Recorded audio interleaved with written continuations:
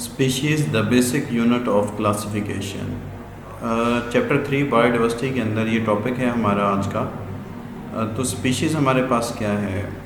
पीछे हमने previous lecture में देखा था कि जो स्मॉलेस्ट डिवीजन थी हमारे पास क्लासिफिकेशन की, वो हमारे पास क्या थी, स्पीशीज़ थी।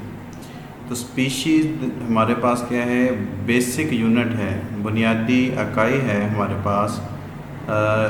क्लासिफिकेशन के लिए ये बुनियादी इकाई है हमारी।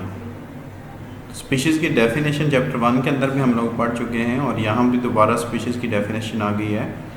स्पीशीज़ हमारे पास क्या है, द ग्रुप ऑफ ऑर्गेनिज्म, जानदारों के वो ग्रुप्स विच कैन इंटरब्रीड, जो इंटरब्रीड कर सकते हैं। इंटरब्रीड क्या मतलब है कि मेल और फीमेल का मीटिंग का जो प्रोसेस है, मीटिंग प्रोसेस क्यों ज़रूरी होता है कि एग को फर्टिलाइज़ करने के लिए फ़ीमेल की बॉडी के अंदर स्पर्म का जाना जो है वो ज़रूरी होता है, जिससे फिर जाइगोट बनता है और नई नस्ल जो है वो बनती है।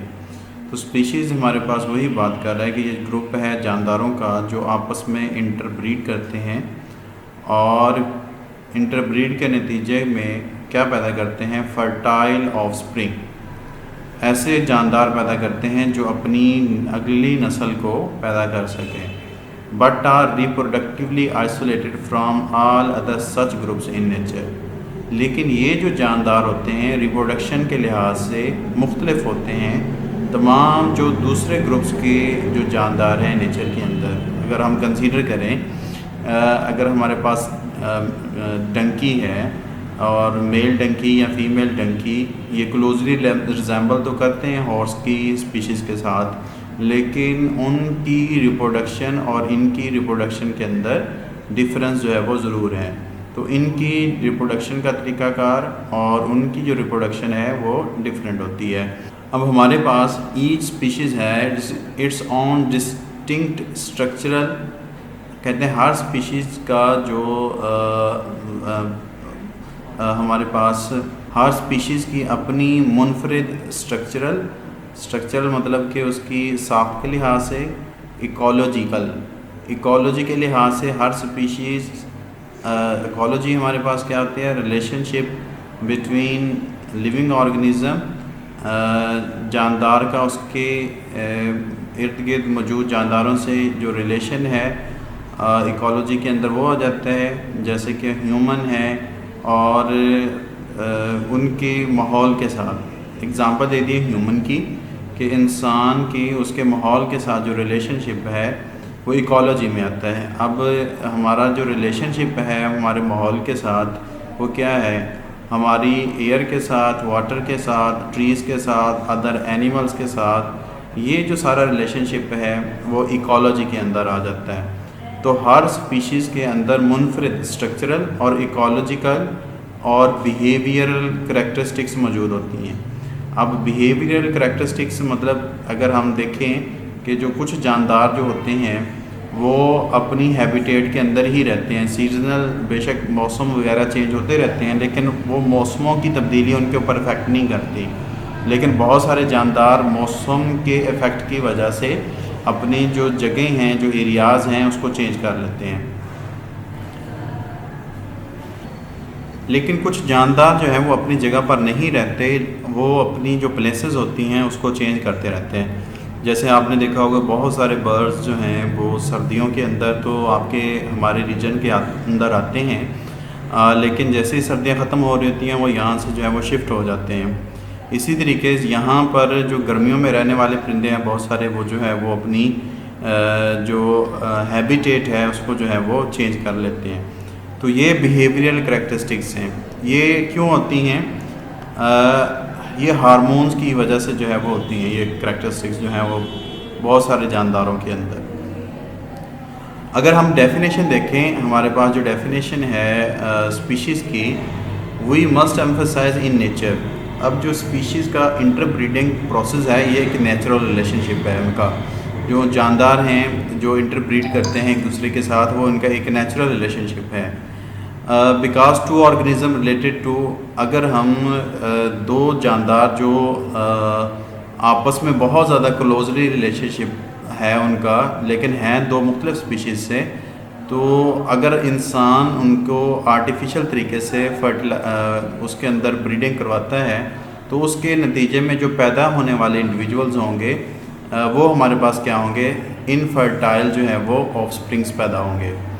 तो जो नेचुरल प्रोसेस है उसके ज़रिए जो स्पीशीज़ के अंदर हो रही है रिप्रोडक्शन का प्रोसेस, उसमें फर्टाइल ऑफस्प्रिंग्स पैदा हो रही हैं। लेकिन हमारे पास जो दूसरे जानदार हैं जो क्लोजली रिलेटेड स्पीशीज़ तो हैं, लेकिन अगर हम उसको आर्टिफिशियल वे से अगर फर्टिलाइज़ करवाने की कोशिश करेंगे तो हमारे पास इनफर्टाइल ऑफस्प्रिंग्स पैदा होंगे। आप देखते होंगे कि बहुत सारे अब ऐसे सीड्स भी पैदा किए जा रहे हैं जो एक ही मतलब वो दे सकते हैं, एक क्रॉप जो है वो दे सकते हैं, उसके बाद जो है वो क्रॉप जो है वो नहीं दे सकते। जैसे हमारे पास बहुत सारे स्टीराइल जो सीड्स वगैरह हैं वो पैदा किए जा रहे हैं। तो यहाँ पर जो आप हमारी बुक्स के अंदर जो क्लास 9 की बात के अंदर जो एग्ज़ाम्पल दी गई है वो मेल मंकी के दरमियान क्रॉस है और फीमेल हॉर्स के दरमियान जो क्रॉस है उसके नतीजे में क्या पैदा होता है, म्यूल जो है वो पैदा होता है। अब अगर हम इसकी हिस्ट्री देखें, हिस्ट्री ऑफ क्लासिफिकेशन, तो ये कैसे और कहाँ से स्टार्ट हुई, तो हमारे पास जो earliest non system of classification था जो जानदारों के बारे में जिसमें जानदारों को क्लासिफाई किया जाता था, उसको ग्रीक फ़िलासफ़र अरिस्टोटल जो था उसने जो है वो दिया था। उसने जानदारों को ही क्लासिफाइड ऑल ऑर्गेनिज्म, उसने तमाम जानदारों को ग्रुप्स के अंदर तकसीम किया था जो उस वक्त ये जानता था। और वो दो ग्रुप जो थे उसने उसको किंगडम ग्रुप जो है वो एक एनिमेलिया और दूसरा जो है वो ग्रुप प्लांटिका जो है वो नाम दे दिया। उसके बाद जो है 1970s के अंदर अबू उस्मान जो था, अबू उस्मान ने अल-जहेज डिस्क्राइब किया था characteristics of 350 species of animal. जो ग्रुप के अंदर जो एनिमल्स मौजूद थे, ग्रुप एनिमल, उसकी 350 स्पीशीज़ की इसने खुसूसियात के बारे में अपनी किताब के अंदर बयान किया था। और he wrote a lot about the life of ants. इसने जो सबसे ज़्यादा वर्क किया था, जो आंट है, चुंटी है, उसकी लाइफ के बारे में इसने बहुत ज़्यादा काम किया था।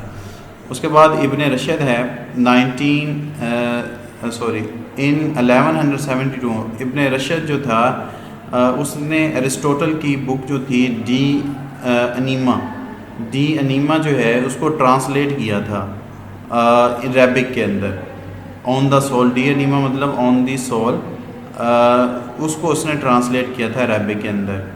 और एंड ऑफ 15th सेंचुरी में बहुत सारे बायोलॉजिस्ट ने क्लासिफिकेशन के ऊपर जो है वो काम वगैरह जो है वो स्टार्ट कर दिया था और नीचे उसकी क्लासिफिकेशन का एक पूरा टेबल जो है वो मौजूद है, लेकिन मैंने यहाँ पर जो है वो मेंशन नहीं किया, इतना ज़्यादा कोई इम्पोर्टेंट नहीं है। तो आज का टॉपिक हमारा बेसिस ऑफ क्लासिफिकेशन यहाँ तक मुकम्मल हो चुके हैं। अगर इसमें कोई मसला हो, कोई इशू हो, कहीं से अगर कोई समझ ना आई हो तो आप नीचे कमेंट के अंदर जो है वो चीज़ को पूछ सकते हैं।